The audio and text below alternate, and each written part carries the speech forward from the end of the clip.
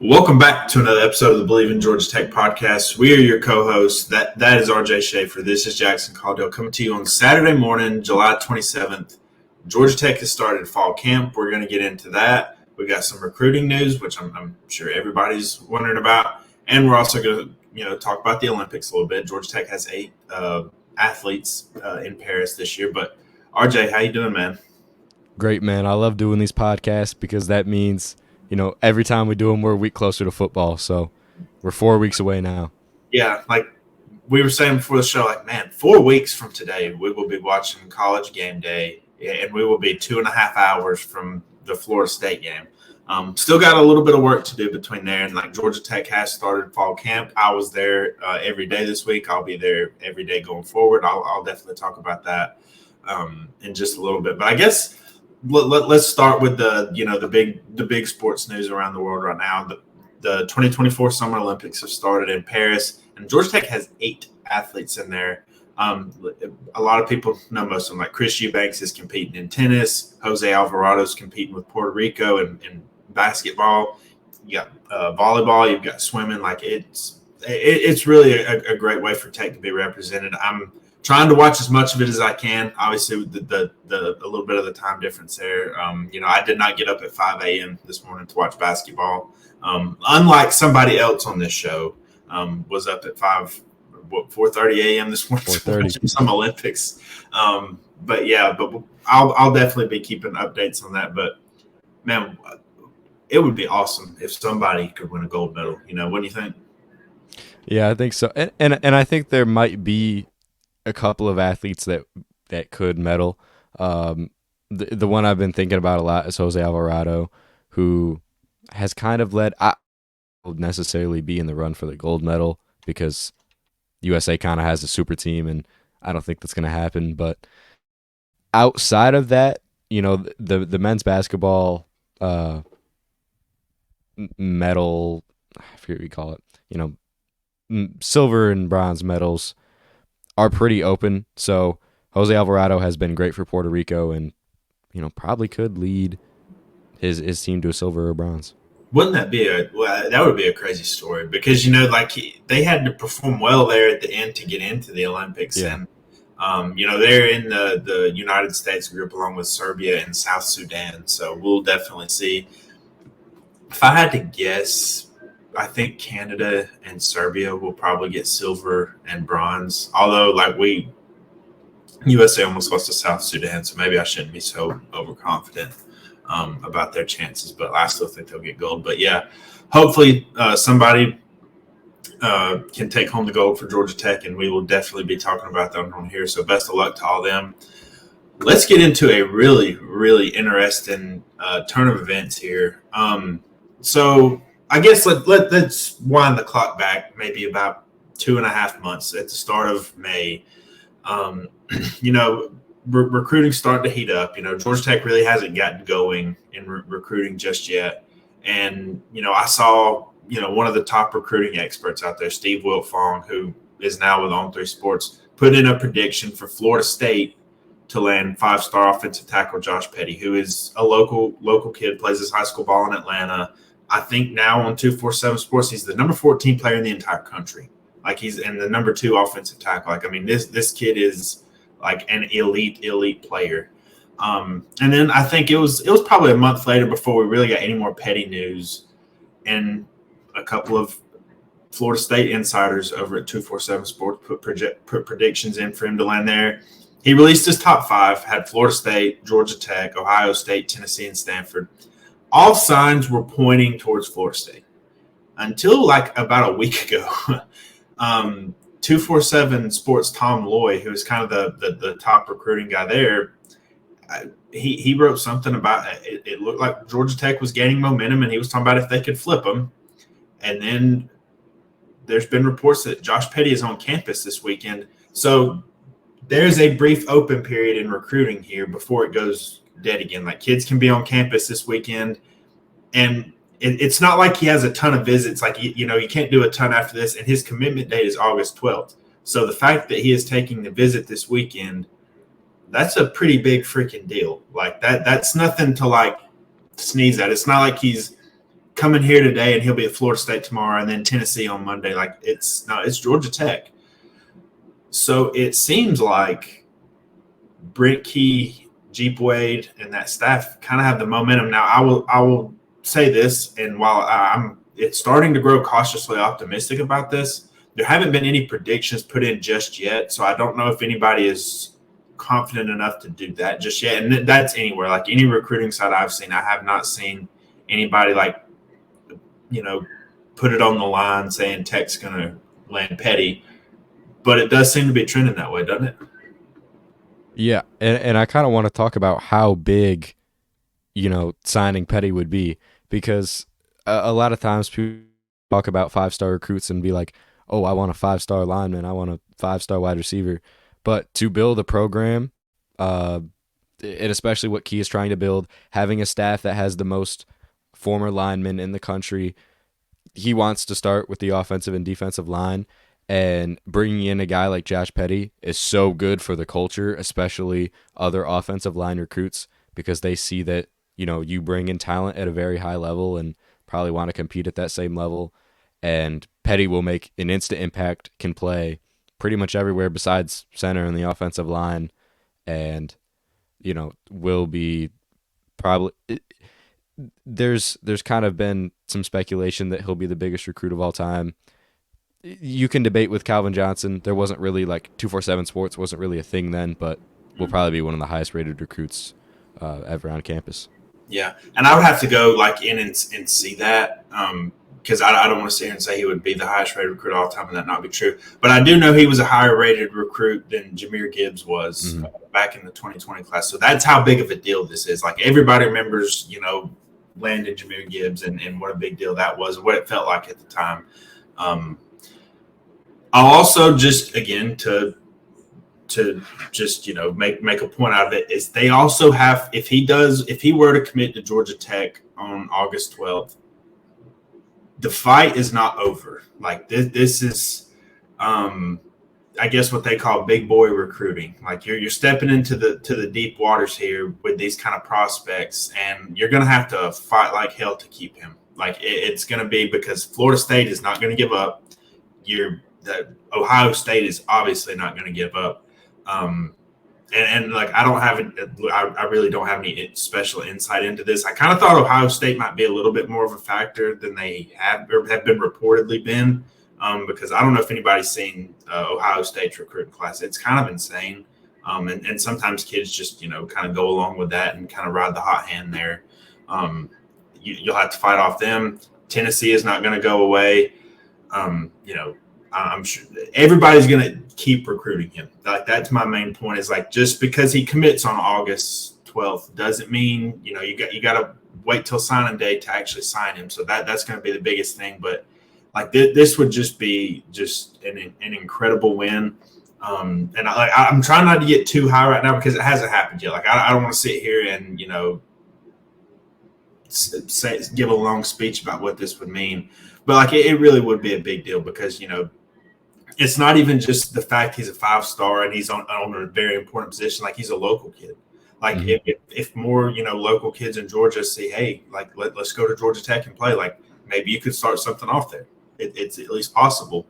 But yeah, getting into these type of recruit battles is always tough. But Brent Key's been there. He recruited at Alabama. So it's not like he's unused to this type of thing. But that'll be the biggest thing. If they were to land him, you got to keep him. You got to fight off Ohio State. You got to fight off Florida State. And that'll be definitely something to watch down the stretch. So any more thoughts on Petty or that? I just kind of wanted to – I didn't want to go too super deep because we don't have any predictions yet. We don't have any we will definitely talk about it when he commits. But any other thoughts on it? Yeah, I just wanted to say I did look at Georgia Tech's 247 Sports page, and he would be the highest rated recruit ever by 247 Sports because the top 4 of Calvin Johnson, Hobie Holiday, Brandon Sumner, and Derek Morgan were in classes before 247 started ranking recruits. So our top recruit of all time is Gibbs, who was a 4-star 97. So he would immediately slot into that number 1. Man. That's definitely a storyline to watch. And it also, I think it would probably cement them I think it would come close to cementing them as a top 25 class this year. Yeah. Because now there's not a ton of spots left because, they have, I think, 19, 20 commitments. I kind of lost count, to be honest. So you don't exactly have a ton of spots left, but obviously, like, one of those spots being taken by a 5-star offensive tackle is exactly what you want. And I think it would secure them a spot in the top 25. Like, you're just not going to drop much lower because I think a nice spot this year, like, I don't think they're going to catch Miami, Clemson, or Florida State in those top 2 spots, but there's no reason Georgia Tech can't finish with the 4th best recruiting class in the ACC, which I think is something, if we would have, taken if you said that at the beginning of the kind of the cycle back in, January, February, which I know recruiting, does start longer than that. But that's when, after those kids sign in February and like the class of 2024 is like officially wrapped up, then a lot of people kind of turn the page to 2025. So definitely big news. We will definitely keep you updated on that. I guess let's, go to the last segment of the show. And like, generally this would lead off the show usually is, fall camp is now underway, started on Wednesday. I was there. We got to watch all practice. I was there on Thursday and Friday as well. We've heard from Brent Key. We've heard from Buster Faulkner. We've heard from Tyler Santucci. The media viewing will pick back up on Monday. I'll be there again. I think the number one thing is, that talking to these coaches and everything, the number one thing that I gather is like, it is such a night and day difference from the start of last year, when you're still learning a new offense. You've got so many new players. You don't know who the quarterback is, you unproven at receiver, is the offensive line fix. Now you're hitting the ground running in a completely different way. Even on the defensive side of the football, like we were talking to Kyle Eford and Clayton Powell-Lee yesterday, and even, Tyler Santucci yesterday was like, it's a night and day different from spring. When we started spring, we're installing, we're doing this, and like they've really hit the ground running. I think defensive improvements can come. Obviously, we're not going to know that for a little bit, but I thought that was kind of that was one of the top things that I heard one of the coaches talk about this weekend. And then Buster Faulkner did it too. Like we were kind of asking him, okay, how do you take what Haynes King did well last season and improve upon that? It wasn't just about, how do you fix interceptions or how do you do this? And it was, they talked about studying a lot of the top offenses around the country, some in the NFL, and trying to figure out other things he can do well and then really trying to hone in on that as well. So any thoughts, kind of as fall camp's gotten open? Yeah, one thing that, kind of touched me when I was, reading Tyler Santucci's, press conference. He had talked about how there are so many young guys on defense that, have been ready to make an immediate impact. And he, highlighted a few guys who actually looked really good in fall camp. One of those being Taj Butler, who is athletic player. Yeah. But there's a lot of additions in the transfer portal. There's a lot of guys from this recruiting class, and I think they're starting to become a lot more well acclimated with the coaches. And I think the coaches are starting to realize like they got some pretty good guys in this cycle. Mm-hmm. Yeah, and again, I don't know how much that means they're going to play. Like, it still can be tough on true grad. It doesn't mean they're going to come in and play 75% of snaps. But, on that note, like, talking to Eford yesterday, like, I think they really like the depth they have at linebacker. And that's something me and you have talked about. He was really happy with the guys that they have there because he doesn't have to play, 90% of the snaps and, can't get out of the game. Like, they have, and both he and Santucci were really praising Trinilius Tatum yesterday. I know he's been a little up and down, but, they really like where he's been. He's above 220 pounds now. Like they said, he's put on a lot of good weight. Like they wanted him to get bigger, and he has. And they said he's been really impressive. But it's not just him. It's, E.J. Lightsey, the Georgia transfer, Jackson Hamilton, the Louisville transfer. And then, you're not even getting to Butler yet, which they've said everything that they've told us is he's been really impressive. So I think the depth at the linebacker position looks pretty good, and they've been saying good things about the defensive line, especially the interior. I know Key talked about it.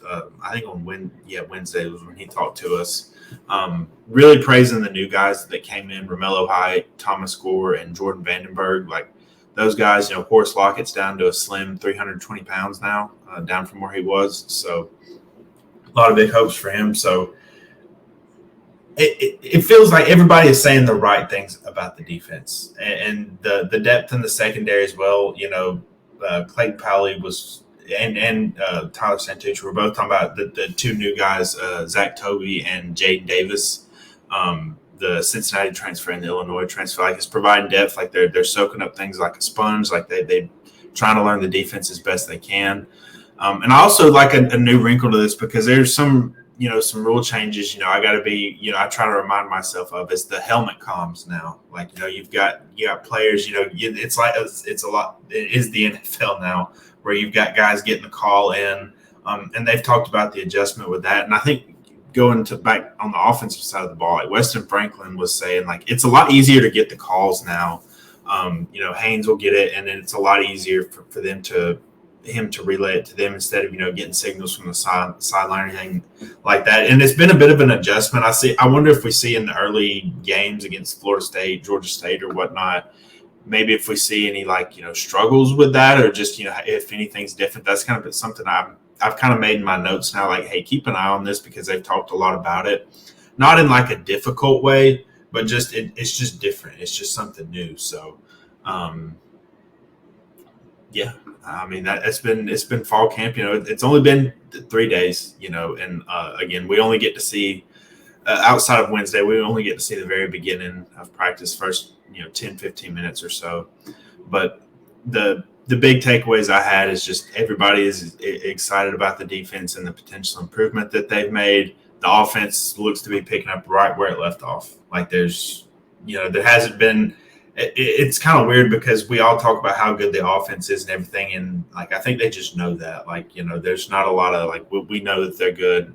There's still some things going to keep an eye on, but we're 4 weeks away from the opener against Florida State. So we're approaching things fast. They're going to hold their first fall scrimmage next Saturday. Now there's no media viewing for that, but we will get to talk to Brent Key afterwards. So it'll be interesting to see what he says after that and kind of. Then they'll have another week of practice, and then I think August 12th or 13th, like actual like it'll be like an in-season schedule, and they'll actually start preparing for Florida State, and camp will be over. So, any other fall camp notes you want to hit on there, RJ?